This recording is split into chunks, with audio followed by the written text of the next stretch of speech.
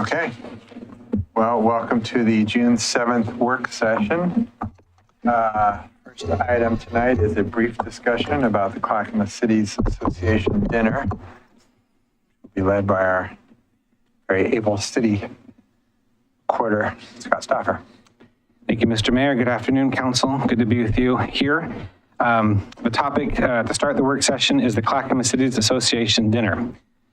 It's been a couple of years since this has been on Council's agenda, so I thought I'd provide a brief overview. But essentially, it's an opportunity for the elected officials in Clackamas County, which comprises 12 cities, and then the Board of County Commissioners, and often Metro. Councilors are invited to a once-a-month gathering to hear about the topics, different policy topics and discussion items. And it's monthly for half the year, and then sometimes once in the fall. It's an interesting schedule, and those, Councilor Beatty and Mayor Gamba may recall the fun and the moving targets that are Clackamas City's dinner schedules. So it's a social gathering for elected officials in the county, and each city takes a turn hosting. I think it might be fair to say that Milwaukie has relished the opportunity to host it at least once a year, which is not what we could say for some of the other cities in the county. So we're fairly experienced at putting it on. But also, as you may remember, may know, COVID has thrown a wrench in it, and we haven't really had a Clackamas Cities dinner in a couple of years. Probably the spring of 20 was the last time anyone hosted. And we were scheduled to host, we probably hosted then last in June of 2019. That sounds about right. We gave that a shot at a downtown walking tour. Rain tour. And it poured. Yes. So it's been a while, but we're at a state, we think, so societally with the pandemic and whatnot, that we can give it a go. And we are on the schedule for October of 2022. As the council may recall, or to let you know, it's usually on the fourth Thursday of the month, whatever month it is. And that's historically been Milwaukee's urging, so that there's been some consistency. It used to move around quite a bit, and with every city having a different council night, it kind of got really hard to nail down. So it's the fourth Thursday of whatever month. So October 27th would be our date this year. In the last decade, Milwaukie, when it's been our turn to host, we had a pre-legislative session. We hosted it in January, like 3 or 4 years in a row. Most of those were held at Bob's Red Mill, and we did a pre-session legislative panel with members of Clackamas County's legislative delegation coming and talking about their hopes and goals for the session, and then audience questions. Then in the ramp up to 2019, we wanted to display all the projects that were underway in the city, especially downtown at the time. So we devised a walking tour, and the idea had been that we do a walking tour in 19 with construction, and then a follow-up in 20 when the high school had been done and all these good things, and then the pandemic hit. And so we haven't been able to circle back on that. Before that, we hosted these dinners at least once or twice at what was the Amadeus restaurant in the Highland Station neighborhood. That's obviously not a venue available to us at the moment. So leading into 2022 and what council is interested in doing this year, previously, I think we kind of asked for October of a year because we had, at the time the schedule was last, we had input on the schedule. Clackamas Community College had just annexed into the city. And we thought a fall dinner at the new CCC Harmony Campus West building, where they have that nice community room, would be a good idea, and that's still an option. So to throw that out there, that's sort of where council last left it with what we were thinking, but I think everything's open and up to you folks. I have recently learned that Bob's Red Mill, after a couple year hiatus, is available for events such as this again. So that is an option. We have hosted this at, I think the last time in 2019 when we did the walking tour, we did the dinner at the Masonic Lodge, and then it was a tour of downtown. So the Masonic Lodge, I assume or believe would be an option. I think those are the big things. Of course, we have to preface all of this with we can plan until we can't because of the pandemic.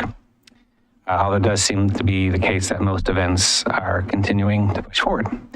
Weather for October is usually questionable, although we've had some really nice Octobers as of late. Aren't we due for a nice October since it's still raining late in mid-June? No.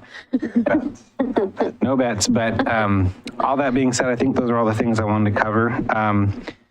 Milwaukie is the next one scheduled to host. Lake Oswego administration is hosting or holding the schedule for Clackamas City's dinners, and I checked with them a couple weeks ago, and no one else, this would have been the last month for the summer session, but nobody else in the county wanted to host. So Milwaukie would be the next and the first in a couple of years to come back in Only October. in 2022, because they don't usually do them in November, December. Correct. Wow, interesting. And then the schedule as of now, the first after us would be February, and it looks like Happy Valley would be on tap to host. So we usually get pretty good turnout in the past in a normal era. We got between 60 and 70 people. When you think the pool of elected officials, it can't be more than 100, but you know, it's a pretty good turnout. And so that's sort of setting it up. We've done it before. Staff is able and willing to do it until we can't. And now I'll just turn it over to council to provide feedback on thoughts on, I guess, first confirm, is council interested in hosting in October? And if so, what are your thoughts on what you'd like to do for a speaker or a theme, if you will? Just so that you guys know, the financial way it works is every city pays for the participants that are coming. And it's usually like $30-ish per person. So there's really not a large cost to the city to do it. The costs, a good point, and the costs involved are usually the caterer. Sometimes the venue, depends on who the venue is.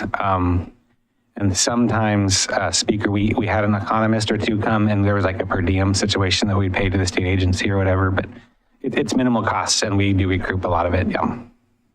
So the one thing that occurs to me is we still haven't gotten to show off our library, because it was not built when the last time we did this. In fact, that makes me think, did we walk inside the main entrance of the library, or did we just walk inside the gate and look at the library? It was under construction. Yeah. So that was 2018, Well, we opened the doors of January 2020. right? So it was 3 weeks before the pandemic really started and about 2 months before, yeah. So Okay, well, I was just trying to remember, yeah. I think it may have been further under construction. I think it may have been that fall before. So can we host that big of a group in our community room at the library? Depends on how big of a group. We can look at it. We'll go talk to them. We'll also have a new library director at that point. And I know they're just now starting to fill the spaces. So we'll go chat with them. Okay. That would, off the top of my head, I mean, that was a big feature of our walking tour, was talking about that, so. Yeah.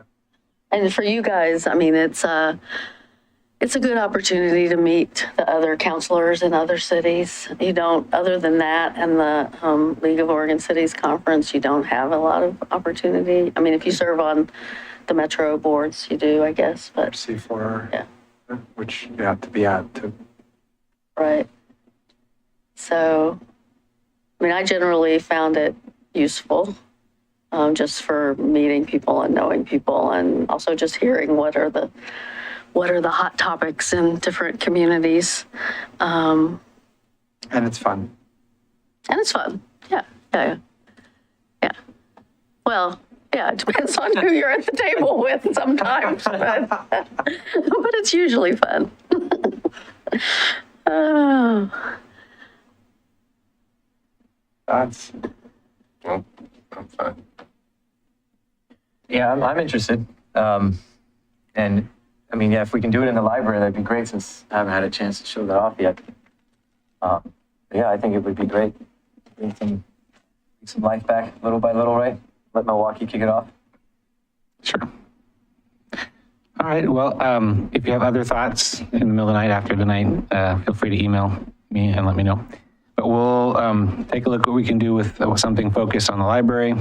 I might reach out to the Masonic, see their availability just in case, but that'd be nearby. But we'll start with that, and I'll report back when we have more information. And I don't know if it'd be interesting topic for other cities or not, but I mean, one thing to talk about might be moving City Hall and repurposing an old City Hall and sort of what the process has been for that.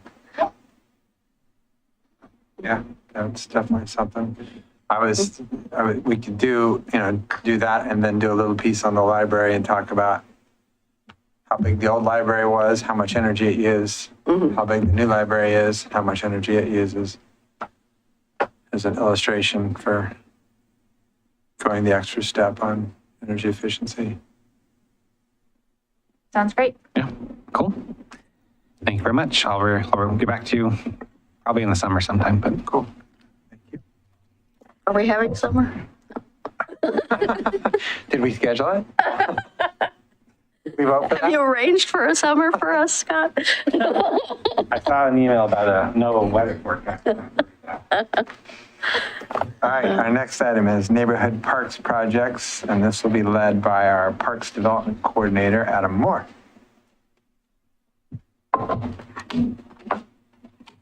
Good, you go. Yeah, I'll go ahead and launch it here for you. Because I have to do it over. This is my first time. You guys are going to have to be first time in person.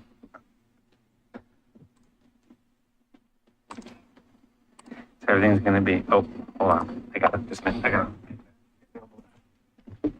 How y'all doing? Good, how are you? Like that lanyard. I knew you would. Give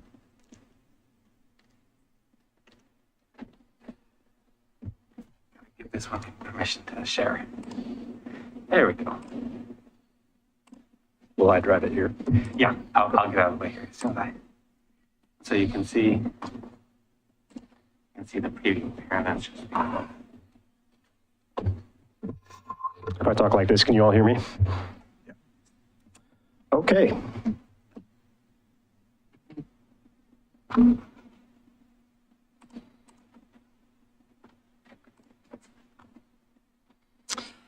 Okay, so hi City Council, how y'all doing? Just to give you another update. So I was last here back in January, so it's been about 6 months. So just want to start off with a quick recap for those who might be joining us for the first time online. We have a park development project where we are doing new plans and developing Bowman Bray, Belfour, and Scott Park. We are refining the existing master plans for Bowman Bray and Belfour Park. Those are the old 2014, 2015 park plans from NCPRD that were never implemented. So we're taking a second look at those and we will work to implement those. And we're creating a brand new park plan for Scott Park. And the funding that we have is ARPA funding. It comes through the state legislature, but is ultimately COVID funding from the federal government. Through that legislative act, we have $1 million for Belfour Park, about $500,000 for Scott Park, and $700,000 for Bowman Bray Park. Taking a look at our development timeline here. So in the dark green, you have the elements that we completed when I was last here. Since then, we have our grant agreement complete with the state. We have a consulting team in place, which is led by Greenworks. We have our existing conditions for Scott Park completed. Equity is a theme that goes through this entire project, and we held a discussion with members of the Equity Steering Committee, meeting PARB and city staff and our consultants to discuss what sort of strategies we would put in place in order to meet those equity-based goals, and we had that discussion on March 14th. We've since then drafted a public involvement plan that we've been passing around internally and looking at those different strategies that came out of that meeting and figuring out how we can involve the public and what is the best way to get new people involved into the community. That's still in draft form, but we took parts of what we heard out of that conversation and applied them to the May 1st event that we had at Scott Park. And then also we had a survey online at Engage Milwaukie from May 2nd through 18th. Coming up very quickly in about a month or so, we are going to be launching into some focus groups. So our consulting team will be leading some focus groups, which I'll discuss in a second. We also have an open house coming at Belfour Park that's tentatively scheduled for Monday, May 18th, and another open house following a week later. Sorry, July 18th, excuse me. And then Bowman Bray will have an open house that following week on tentatively scheduled for July 25th. Still working on a couple of the details there.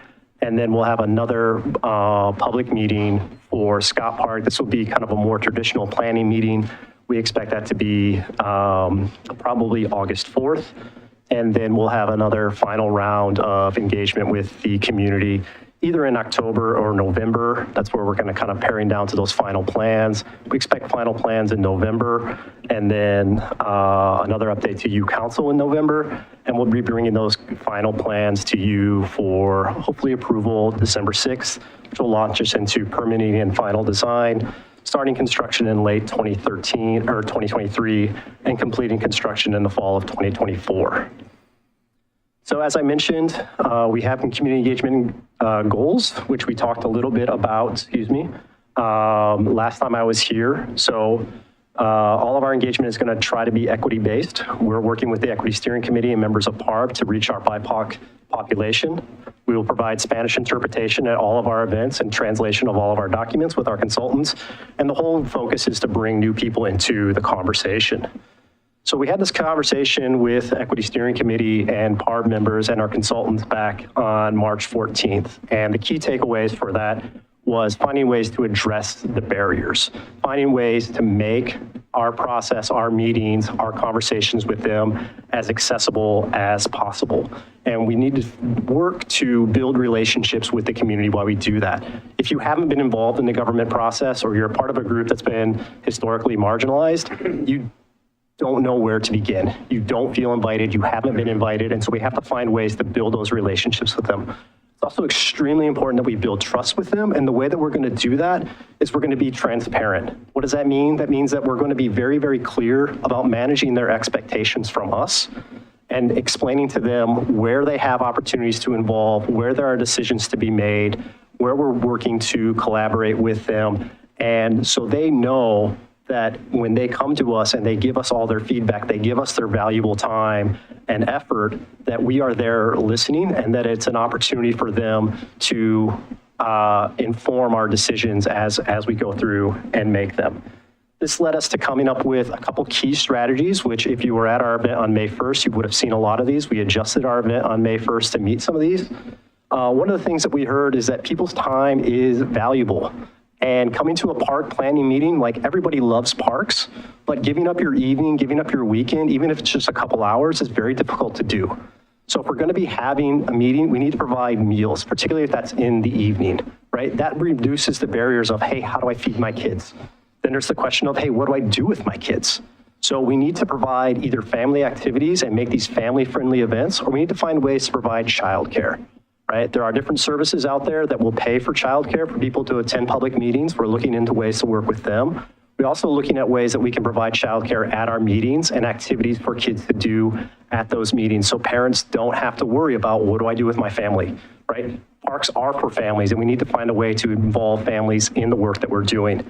Also, if we're doing special meetings where we're working on, say, maybe focus groups, it is recommended or was recommended at this meeting that we find ways to provide stipends for people's times. We also, when it comes to involving new people into the conversation, we need to have multiple methods and opportunities for engagement, right? Also with COVID, we know that we have to try to be nimble. So this provides us with a lot of different ways to get people into the conversation. So whenever we do a public event for this, this project, we're also gonna have online surveys available. We're going to do pop-up engagements. We're going to meet people where they are. So if you saw us at the May 1st event, we knew that there are a lot of people who were going to go to the farmer's market, the first one of the season. We knew a lot of people were going to go to the book sale. So we timed our event, thanks to the suggestions that we heard at these meetings and from John Hennington, our Equity Steering Committee. We timed our event to match up with those other events because we knew people were already going to be there. It was going to be very easy for them to walk over, have some fun, have some food with us, and enjoy those family activities and music and those fun different things that bring people into the conversation. We then had the opportunity to hang out with them in a park, have some good conversations with them and say, hey, in a couple weeks, come on back and let's get a little bit more serious based on the feedback that we heard at that event. Speaking about that event, there were some major themes that came out of this. We do have a report that's in draft form from our consultants. I just got it on Monday, but as soon as it's available, we will provide this on our website and we can provide it to all of you. But the duck pond was a very popular feature of Scott Park. Participants also enjoyed the peace and quiet of the park. Heard a lot about the serenity of the park inside of a busy downtown, developing downtown. People did, however, feel that the water viewing areas were unsafe and needs improvements, as does the park's overall maintenance and the parking options. I'm not sure we can address the parking options in this project, given the limited amount of space that we're talking about here at Scott Park. But the other things are things that we're going to be looking in ways to address. A play area, particularly a natural play area, was the most commonly requested new facility, along with increased nature and green space, better seating, better gathering spaces, and improved walking paths and accessibility. One of the fun things that we did is we provided kids with Milwaukie branded pack of crayons, and we allowed them to draw their own parks. As you might imagine, with kids, playgrounds were particularly popular. So we got 24 of these drawings from kids where they designed their own parks for us. So here, Olivia, who's 9 years old, wants to see a rainbow slide with a climbing wall and a gold top on top of it. So the next step for Scott Park, we had this May 1st event. We got a ton of people there, right? So there was 119 people who signed into the event. We ran out of food twice at the event. We had almost 40 written surveys and a handful of written comments that were there. We had a ton of feedback, stickers and dots all over the place, lots of really great conversations. So we're working on boiling down all this information. And what we'll do is looking tentatively at August 1st with a follow-up survey right after that. Breaking that down into some specific kind of designs that the public will start to look at to see if we've been able to capture that feedback that we got there. But, that was probably the largest park planning event that I've actually done. I did some citywide planning events back in Flint that had like 300 people at them, but that was like all-day events where we were talking about, hey, what do we do with an entire city? So having, over 200 people at our park event on a Sunday afternoon was fantastic. And we're working on then taking that information to our meeting in August and then again in the fall and bringing you all a plan in November and December to take a look at. So that was not the first set of feedback that we're going to get. People are going to have multiple opportunities to take a look at these plans. And then, of course, we're going to have to bring them before you and Planning Commission throughout the permitting and design process as well. So we're going to have some time to talk about these plans, but we're really trying to involve as many people as possible. One of the cool things that came out of that event is we did see that of the people that filled out the written surveys or the people that participated online, we did see that nearly 26% of the people who filled out those surveys were brand new to the planning process. So we know that we're making some inroads there. Unfortunately, we still have some work to do to reach our more diverse crowd because about 89% of the people who participated, at least who answered that question in their participation, were white. So we have to try to find some ways to reach people. Adam, can Yes. you mentioned Planning Commission, and one of the things I was wondering about when I'm reading your packet is, do all three have to go back to Planning Commission or only Scott Park because it's a new master plan and the others are just revisions? So that's actually kind of an interesting wrinkle in our code. So Scott Park is zoned as open space, I believe. And so we can build a park there outright. And so we will need a natural resources permit and we'll need to take those plans through Planning Commission, but we can actually move forward, is our understanding, with just a resolution from all of you. The plans at Bowman Bray and Belfour, we're going to revise. Those have already been through the approval process through the community Service use. communities. Thank you.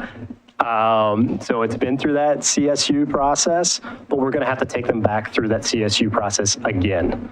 So the way that we're kind of approaching this is that we're going to bring these plans to you.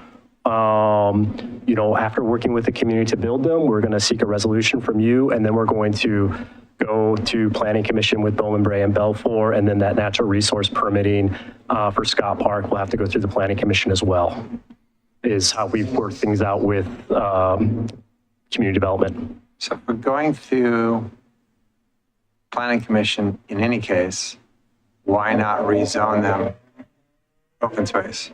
Well, that is actually something that is called for in our comprehensive plan, is looking at a way to rezone all of our parks.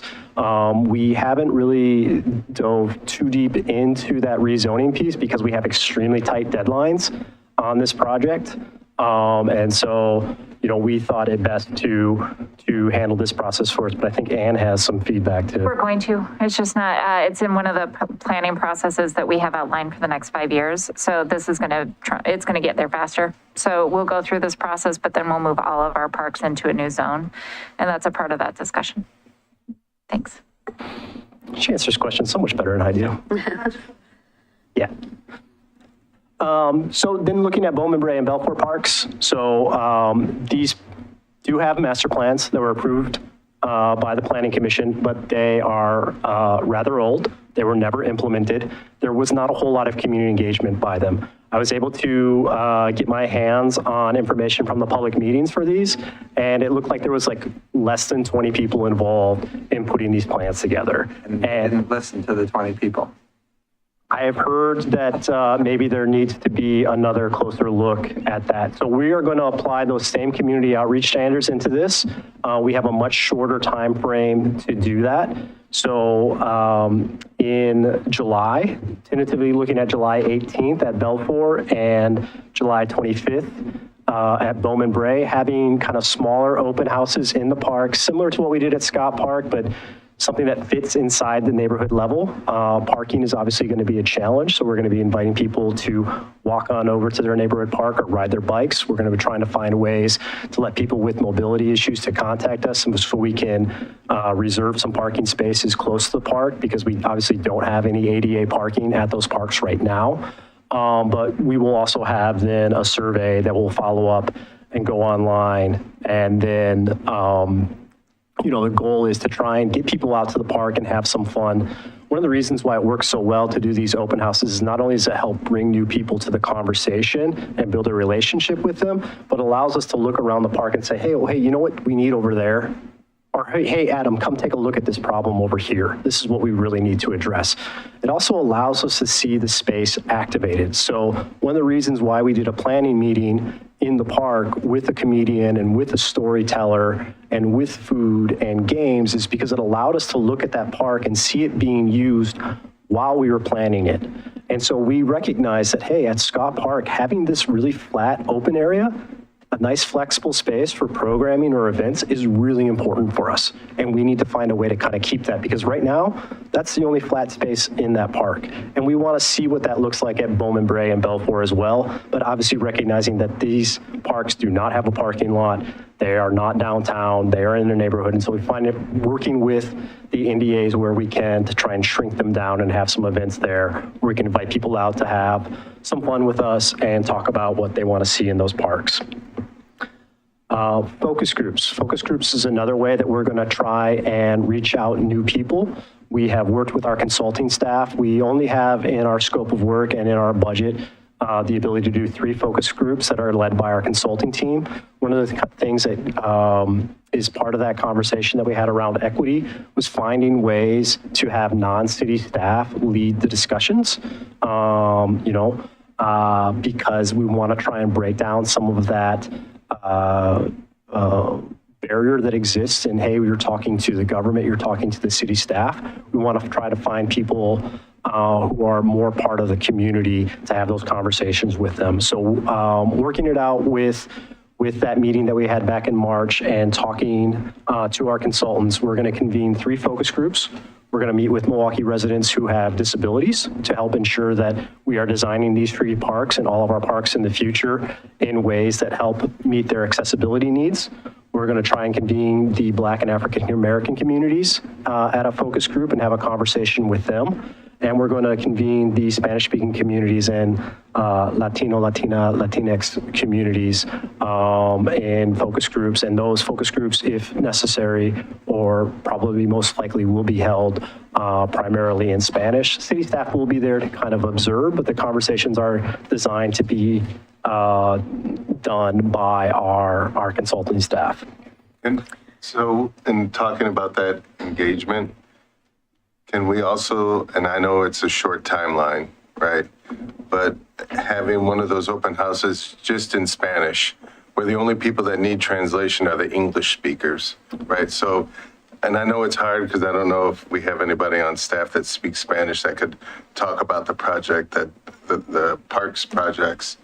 but that was something that when SSA money was coming out for schools, certain group like we did, just like you said, Black, Hispanic, but the Hispanic one was just in Spanish. So the only people that needed translation were the English speakers.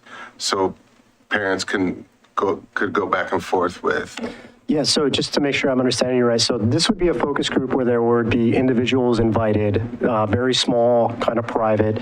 Our consulting staff would conduct it in Spanish. So these are talking about like, 12, 15 sort of people, but you're talking about perhaps having an open house. Yeah, like in one of the open houses that you talking like having at the park, just like advertising, this one's going to be all in Spanish.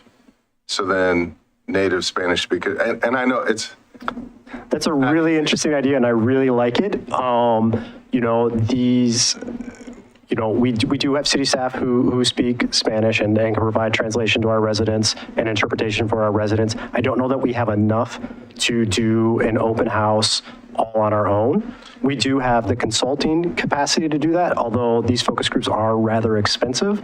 But I really like that idea, and now you've kind of got me thinking about it. So that's something that we might have to look into a little bit and find ways to do that, because that's a really kind of interesting way to flip the script. Yes. Translation, right? So if you have a native speaker doing it, then folks tend to understand more. Yeah, and so, every single event that we do, we have consulting staff there that are available. So if you're there on May 1st, we, strategically place our consultants in ways where people signing in could do so in Spanish. They could have a native speaker providing interpretation. Our consulting staffs, they don't look at what we write in English and then translate it. They actually help us write things in a way that it makes sense in Spanish. In some cases, we're looking at this in ways that make sense in Spanish first, and then finding ways to fit English around it, because we know that a lot of things can get lost in translation. But I think doing something live only in Spanish is really kind of interesting in a way to kind of flip that paradigm around a little bit. So I don't know that we can do it, but it's really interesting. Before you go on, 2 points here. One is Milwaukie residents with disabilities. I assume you mean to have a mix of adults with disabilities and parents of children with disabilities who may or may not themselves be disabled. Yeah, we're going to try to find ways. Our goal of ours is to make these parks as accessible as possible. And we know that, ADA is the bare minimum, universal access gets us close to being there, but often those are afterthoughts of design, particularly with like playground design and amenities, and we don't want these park plans to do that. So we're trying to find ways to get as many people out to all these events as well as this open house to do that. Yeah. Okay, I just wanted to make sure we called out kids with disabilities. And the other thing is for Balfour, I think it's really important to reach out to the Russian-speaking community at Hillside. And if you don't have a formal focus group, you should at least be using Housing and Human Services to moderate a meeting with them in some way.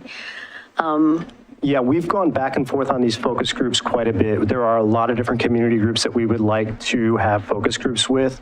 We know that we're not going to be able to use our consultants to be at all of them. These focus groups cost about $10,000 to $15,000 a piece in order to do them. So we're going to work with, John Hennington and our other city staff in order to have other types of engagements. So we are working on trying to find ways to reach out to Hillside residents, including the Hillside residents who will move into the expanded complex there, but we're not going to be using our consultants for that. We're also going to use our city staff to go meet people where they are at city events and other sort of activities that are going on as we're writing these plans and meeting them there. And if we're finding enough interest, if we're able to get enough names and phone numbers and email address, then John and I can have kind of less formal focus groups with them as our own. But using our consultants, we're just going to target or convene those three groups, because we know that there are so many people that we need to reach out to. There are so many different people who have not felt comfortable being involved in this planning process. process, regardless of where you're talking about. And so we do need to try and find ways to do that. Part of the challenge we have with this project is that the federal timelines are very, very short, and the state put even shorter timelines on that. So actually, if you look at our grant agreement, and we talked about this a little bit last time I was here, the grant agreement right now expires in June 2024, and we are telling them, we're very clear, like, we are going to need more time to get through October. They have told us that, like, yes, they will be handling these extensions on a case-by-case basis, but we, I could use another 9 months to 12 months to do this engagement if I really wanted to do it to some of the standards that I have. Unfortunately, we're trying to condense this into meeting this ARPA funding deadlines that exist. Well, and when it comes to the Russian population at Hillside, I mean, I don't think you have to pay translators. I mean, I think the county has Russian-speaking staff, and hopefully you can, get the county on board to help. Yeah, and we do have some city staff who can provide interpretation in Russian, is my understanding. I actually speak a little bit of Russian myself. I was an exploring exchange student there, but it wouldn't be enough to conduct a focus group for that. So yeah, I think those are really great ideas, and those are the sort of situations where I'm talking about where there are lots of different communities that we want to reach out to and we want to involve in this community. We just can't use our consultants for all of them, and so city staff are going to have to find ways to get creative and involve them. Other fun things that we're looking at doing is, maybe holding some office hours in the parks themselves. So people who are already going to these underdeveloped parks saying, hey, do you know what we're doing? Yeah, we got a yard sign there, but man, having somebody there for a couple hours who can have a conversation with somebody and invite them personally to the different open houses and planning events that we're doing goes kind of a long way. We're also just going to continue to provide those monthly updates at the PARB meeting and provide opportunities for us to give information to people, be transparent with people, and answer their questions as much as possible. And that's all I've got for you. I'll answer any questions you all might have. Will you be doing the grant reporting? Because if you are, let's connect, because I got to write a grant report for the grant I'm working on. So I need help with that. I'm just joking. No, there are some pretty substantial grant reports that go along with this project. So finance and I are working together on those. Luckily, the state has tried to simplify things, but all of my work that I did prior to coming here was all grant funded. So I've written every grant that you can think of and done the grant reporting on all those different things. We also are keeping our eye on additional grants for this project and perhaps finding ways. We've been approached by a couple of different organizations who might want to contribute some funds to this. So we are having those conversations with finance right now about how we make sure that we're spending all this money that we already have properly and keeping things separate if we decide that we want to, seek out additional funding in the future. But yeah, we can talk. Cool. I don't know if we're getting to this kind of level of detail, but has there been any conversation around seeing about having a pathway that goes north out of Scott Park so that new apartment complex of, 300 new units or whatever? Adam has been doing an amazing job of trying to get to the bottom of some options that are not on the current property. He's gotten closer than anyone else that we have been able to talk to, but we are unable to find strong connections to other property owners who might be interested in selling or partnering. I did, however, get a new lead on May 1st. Some people that joined us at the event, some family members who from the Scott family were there, and they were able to give us some new leads on that. We would love to look at some of those parcels around us, but as Ann said, finding the owners and whether or not they want to respond to our inquiries has been very difficult. So Councilor Beatty has been asking us about a specific parcel to the west. You are asking about us going over the water with a bridge. We had that as a part of a negotiation for a property deal that fell through. And this property owner was less interested in having that discussion as a part of the development services. But part of what Adam has been really pointing out, and I appreciate, is this focus on there is actually a very underutilized parcel that Councilor Beatty has been talking to us about. And it's probably the smarter way to get people in from those apartments if we were going to have the connection. But we have been unable to get a strong response.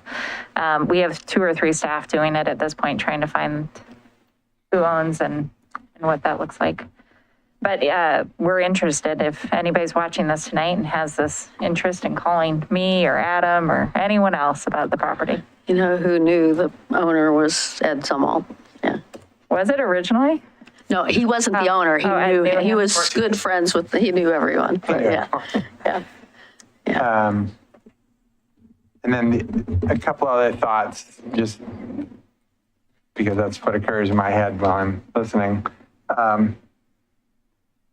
When we were talking about a playground or play equipment for otherly abled kids, I would want to ask the question during these sessions, is it more important that we have one playground somewhere in the city that's awesome for otherly abled kids, or that we have some playground equipment at each park, but it's not going to make up an awesome, you know what I'm saying? It's like, do we do a really concentrated one, or do we spread it out? I'd be curious to know. Yeah, I think Suspect what they're used to is like a check the box. Yes, we have a swing for otherly abled kids, or, you know. Yeah, and if you look at, the playgrounds that would be designed by, your kind of big 4, big 5 playground companies, they'll tell you like, oh, this is 50% ADA, and here's how, because it has this, after you go through this, barrier and across these wood chips, there's a transfer platform outside of a wheelchair. And the expectation is that somebody who, has mobility issues has to pull themselves up onto the play structure built for everybody else. I think your comment on, do we spread things out like creamy peanut butter? Do we look at it in terms of like chunky peanut butter, or do we have like one that is really good, is really important? One of the ways that we're going to be trying to conduct these focus groups is we want to have conversations with people about parks in general to try and get an idea of what is missing in our park system and what sort of experiences they want to have in a system. And then saying, okay, here's the 3 that we're working on specifically. Here's what we've heard from everybody else. What are we missing? What do we need to change? What's wrong with this design that comes from everybody else? We're going to try and have that broad conversation and work it down to these 3 specific parks more narrowly. The hope also is that by doing these, in the middle of our planning process, I mean, ideally we would have had these conversations maybe back in January if we could have, but we want to have these conversations as early as possible so that we can then keep these people involved in the other public events that we're doing and follow along with them as we're going. One of those parts that's really important to building trust is circling back with people, hearing back from people and reporting back. And so we're going to be keeping track of not only the people who come to these focus groups, but also all of our public meetings, and making sure that people have the opportunity to give us their contact information and say, I want to hear back from the city about this. I've got a stack of surveys from people, that I am working on calling back and saying, hey, this is what you told us about Scott Park. What else do you have to say? So yeah, I think that is really important, is having that discussion and figuring out how we strategically place our different resources on this project and in the city in the future for people with those mobility challenges. And the last one, are you familiar with the permaculture parks or food forest parks? I don't have any direct professional experience with them. I've heard a lot about them in the planning process, and I've talked with folks about them, but I don't have a whole lot of experience myself. I think it would be, another interesting piece to explore, create an opportunity for, lower income people who don't sometimes have an, option to get good fresh fruits and vegetables and nuts and things like that could be just part of the foliage of a park, right? Yep. If you were going to have some nice bushes, those bushes could just as easily be blueberries as, some flowering thing or something, right? it's just, it's, thinking about the future and thinking about what our needs are going to be in 20, 30, 40 years as climate change gets worse, creating opportunities to establish particularly trees that would produce food as well. Yeah, I do know, just talking with other folks, in the park planning world and in the park maintenance world, I do know that fruit trees in particular can be a maintenance challenge. And so, that's always the challenge with everything. Always the go-to answer. And that's what I've heard. So, but you'll hear that also with playgrounds. You'll hear that with every sort of amenity and every sort of facility that we put in these parks, is that we have to try and find ways to make sure that they are sustainable financially, that we can maintain them, that we put into place not only like, hey, we got these capital dollars to build this great new park, but are we finding ways to ensure that we have funds to replace them, and that we're tracking these amenities as they break down, because they will break down, right? A playground has a life cycle. And so, finding ways to balance things financially, maintenance-wise, as well as what's important for the climate and for our people, right? That's the challenge of planning. That's why I do this, is because we have to balance all these competing needs and trying to find a way to move forward. And I think that's what we're trying to do with this project, is have those conversations and look for creative solutions to them. I do think thinking about a permaculture kind of park maybe makes the most sense in a park where you're going to have community gardens, because then you have people who will naturally kind of be interested in caretaking type people. And I know that's on the plan right now for Balfour. I don't know. Anyway. Yeah, and so one of the solutions to some of those maintenance challenges can be finding ways to work with, third parties, nonprofits, other organizations, and ensure that, we are able to provide the maintenance that is necessary, and we can find solutions to those challenges, so we can address, those common answers that we've heard. Yes, we do have in the current 2015 plan for Balfour a community garden. In projects that I've worked on at previous cities where we've done rain gardens and we've done other sort of more sustainable plantings or native plantings, we've worked with our local master gardeners, and we've worked with our local conservation districts. So those weren't specifically permaculture projects or food forests, but we did find ways where we could supplement our city bandwidth and our city dollars to solve some of those challenges that you often hear about. There are gleaning organizations in Portland already. Oh, yeah. They do that exact thing. Right? Yep. They work with private property. They work with and I think right-of-way apple trees and, all the things. I think answering those questions is something that we will have to do if we, want to responsibly include these things in our plans and build them in our parks, is how do we solve those challenges? Are the question about permaculture and the fruit trees, are those questions included in the survey? Like, are we asking the public how they feel about something like this? No, we haven't asked that question specifically. Our surveys are fairly short. They're fairly open-ended. In some cases, we look at, specific questions. And of course, there's another box for people to write in. Other questions are more open-ended. What do you like best? What do you like the most? What do you like least? What should we improve? What should we change?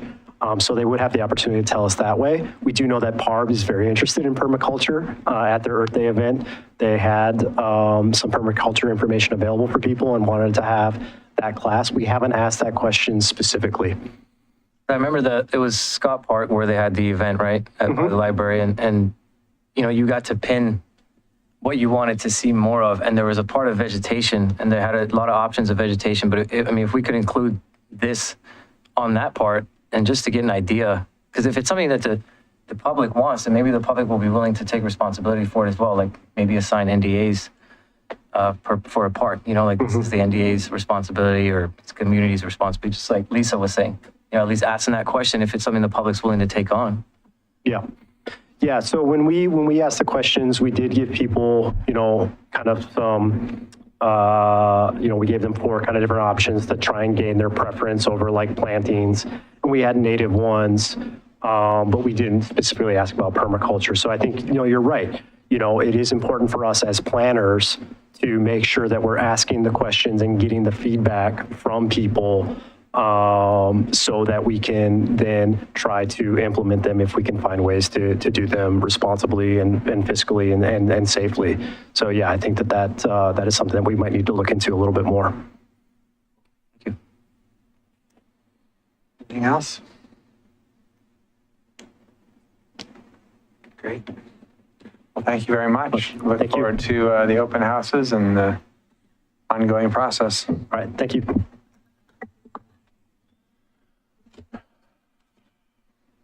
After the work session, council will meet in executive session pursuant to Oregon Revised Statute ORS 192.6602H to consult with counsel concerning the legal rights and duties of a public body with regard to current litigation or litigation likely to be filed.